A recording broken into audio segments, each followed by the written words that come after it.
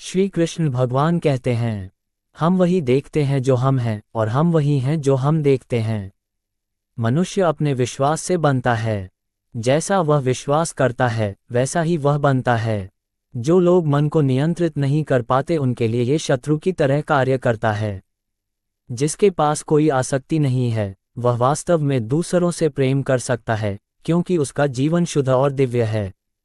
आत्मा को न तो किसी हथियार से काटा जा सकता है, न ही उसे आग से जलाया जा सकता है, न ही पानी से गीला किया जा सकता है, न ही हवा से सुखाया जा सकता है।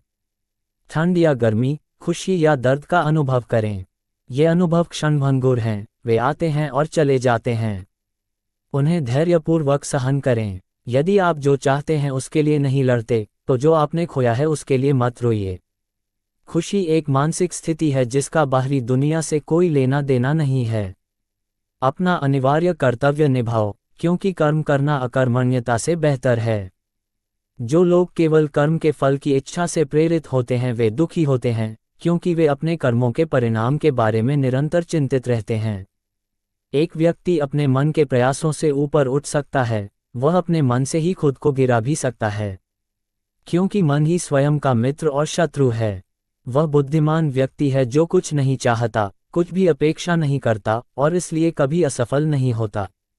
मनुष्य अपने विश्वास से बनता है। जैसा वह विश्वास करता है वैसा ही वह बनता है। जो कुछ भी हुआ अच्छे के लिए हुआ। जो कुछ भी हो रहा है अच्छे के लिए हो रहा है। जो कुछ भी होगा अच्छे के लिए ही होगा। उद्धरण चिन्ह। परिवर्तन ब्रह्मांड का नियम है। आप एक पल में करोड़पति या कंगाल बन सकते हैं। प्रेम केवल रोमांटिक रिश्तों तक सीमित नहीं है, इसमें सभी जीवित प्राणियों और हमारे आसपास की दुनिया के प्रति प्रेम शामिल है। सफलता।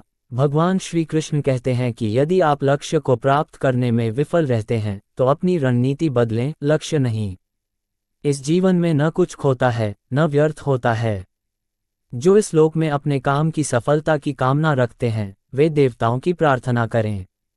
प्रसन्नता। श्री कृष्ण कहते हैं कि खुशी मन की एक अवस्था है जो बाहरी दुनिया से नहीं मिल सकती है।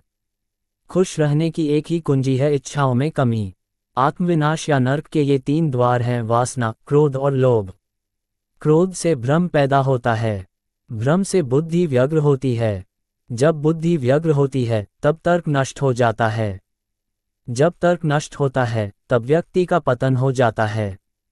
वह जो सभी इच्छाएं त्याग देता है और मैं और मेरा की लालसा और भावना से मुक्त हो जाता है, उसे शांति प्राप्त होती है। विश्वास क्या है? मनुष्य अपने विश्वास से निर्मित होता है। जैसा वो विश्वास करता है वैसा वो बन जाता है। व्यक्ति जो चाहे बन सकता है यदि वह विश्वास के साथ इच्छित वस्तु पर लगातार चिंतन करे।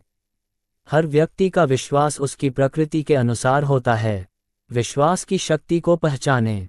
मित्र और शत्रु दोनों हैं। मन जो मन को नियंत्रित नहीं करते उनके लिए वह शत्रु के समान कार्य करता है।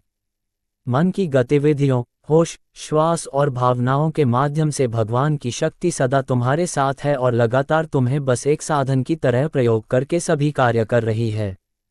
मन अशांत है और उसे नियंत्रित करना कठिन है, लेकिन अभ्यास से इसे वश में किया जा सकता है।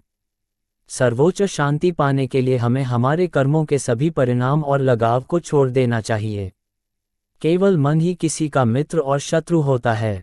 निर्भीक बनो, उससे मत डरो जो वास्तविक नहीं है, न कभी था न कभी होगा। जो वास्तविक है वो हमेशा था और उसे कभी नष्ट नहीं किया जा सकता। प्रबुद्ध व्यक्ति के लिए गंदगी का ढेर, पत्थर और सोना सभी समान हैं। संशय न करो। सदैव संदेह करने वाले व्यक्ति के लिए प्रसन्नता न इस लोक में है न ही कहीं और। आत्मज्ञान की तलवार से काटकर अपने हृदय से अज्ञान के संदेह को अलग कर दो। अनुशासित रहो। उठो। संदेह, संशय, दुविधा या द्वंद्व में जीने वाले लोग न तो इस लोक में सुख पाते हैं और न ही परलोक में। उनका जीवन निर्णयहीन, दिशाहीन और भटकाव से भरा रहता है। आत्मा न जन्म लेती है और न ही मरती है। जन्म लेने वाले के लिए मृत्यु उतनी ही निश्चित है जितनी कि मृत होने वाले के लिए जन्म लेना। इसलिए जो अपरिहार्य है उस पर शोक मत करो। न कोई मरता है और न ही कोई मारता है, सभी निमित्त मात्र हैं। सभी प्राणी जन्म से पहले बिना शरीर के थे, मरने के उपरांत वे बिना शरीर वाले हो जाएंगे। ये तो बीच में ही शरीर वाले देखे जाते हैं, फिर इनका शोक क्यों करते हो? यह आत्मा किसी काल में भी न जन्मती है और न मरती है, अथवा न यह आत्मा हो करके फिर होने वाली है, क्योंकि यह अजन्मी, नित्य, शाश्वत और पुरातन है। शरीर के नाश होने पर भी यह नष्ट नहीं होती है।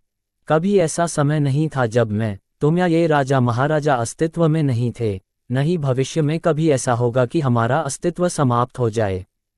हे अर्जुन, हम दोनों ने कई जन्म लिए हैं, मुझे याद हैं, लेकिन तुम्हें नहीं। कर्मवान बनो। निस्संदेह कोई भी मनुष्य किसी भी काल में क्षणमात्र भी बिना कर्म किए नहीं रहता, क्योंकि सारा मनुष्य समुदाय प्रकृतिजनित गुणों द्वारा परवश हुआ कर्म करने के लिए बाध्य किया जाता है। अपने अनिवार्य कार्य करो, क्योंकि वास्तव में कार्य करना निष्क्रियता से बेहतर है। ज्ञानी व्यक्ति को कर्म के प्रतिफल की अपेक्षा कर रहे अज्ञानी व्यक्ति के दिमाग को अस्थिर नहीं करना चाहिए। तारांकन अप्राकृतिक कर्म बहुत तनाव पैदा करता है। किसी और का काम पूर्णता से करने से कहीं अच्छा है कि अपना काम करें, भले ही उसे अपूर्णता से करना पड़े। तारांकन बुद्धिमान व्यक्ति कामुक सुख में आनंद नहीं लेता। कर्मयोग वास्तव में एक परम रहस्य है। जो मेरे साथ हैं मैं उनके साथ हूँ, संपूर्ण ब्रह्मांड मेरे ही अंदर है। मेरी इच्छा से ही यह फिर से प्रकट होता है और अंत में मेरी इच्छा से ही इसका अंत हो जाता है। मेरे लिए न कोई घृणित है न प्रिय, किंतु जो व्यक्ति भक्ति के साथ मेरी पूजा करते हैं वो मेरे साथ हैं और मैं भी उनके साथ हूँ। बुरे कर्म करने वाले, सबसे नीच व्यक्ति जो राक्षसी प्रवृत्तियों से जुड़े हुए हैं और जिनकी बुद्धि माया ने हर ली है, वो मेरी पूजा या मुझे पाने का प्रयास नहीं करते। हे अर्जुन, कल्पों के अंत में सब भूत मेरी प्रकृति को प्राप्त होते हैं, अर्थात प्रकृति में लीन होते हैं, और कल्पों के आदि में उनको मैं फिर रचता हूँ। मैं उन्हें ज्ञान देता हूँ जो सदा मुझसे जुड़े रहते हैं और जो मुझसे प्रेम करते हैं। मैं सभी प्राणियों को समान रूप से देखता हूँ, न कोई मुझे कम प्रिय है न अधिक। लेकिन जो मेरी प्रेमपूर्वक आराधना करते हैं वो मेरे भीतर रहते हैं और मैं उनके जीवन में आता हूँ। मेरी कृपा से कोई सभी कर्तव्यों का निर्वाह करते हुए भी बस मेरी शरण में आकर अनंत अविनाशी निवास को प्राप्त करता है। हे अर्जुन, केवल भाग्यशाली योद्धा ही ऐसा युद्ध लड़ने का अवसर पाते हैं जो स्वर्ग के द्वार के समान है। ईश्वर के बारे में, भगवान प्रत्येक वस्तु में है और सबके ऊपर भी। प्रबुद्ध व्यक्ति सिवाय ईश्वर के किसी और पर निर्भर नहीं करता। सभी काम छोड़कर बस भगवान में पूर्ण रूप से समर्पित हो जाओ। मैं तुम्हें सभी पापों से मुक्त कर दूंगा। शोक मत करो। जो कोई भी जिस किसी भी देवता की पूजा विश्वास के साथ करने की इच्छा रखता है, मैं उसका विश्वास उसी देवता में दृढ़ कर देता हूँ। हे अर्जुन, मैं भूत, वर्तमान और भविष्य के सभी प्राणियों को जानता हूँ, किंतु वास्तविकता में कोई मुझे नहीं जानता। ईश्वर एक अदृश्य एवं अकथनीय शक्ति है जिससे संसार की उत्पत्ति, पालन एवं लय होता है। मानवीय रूप में उसकी ऐसी कल्पना की जा सकती है कि उसके सभी ओर से ज्ञानेंद्रियां और कर्मेंद्रियां हैं। सर्वत प्रणिपादम तत्सत्सेक्षिशिरोमुखम, वह समय समय पर संसार में धर्म की पुनर्स्थापना के लिए सगुण रूप में अवतरित होता है। वह जो मृत्यु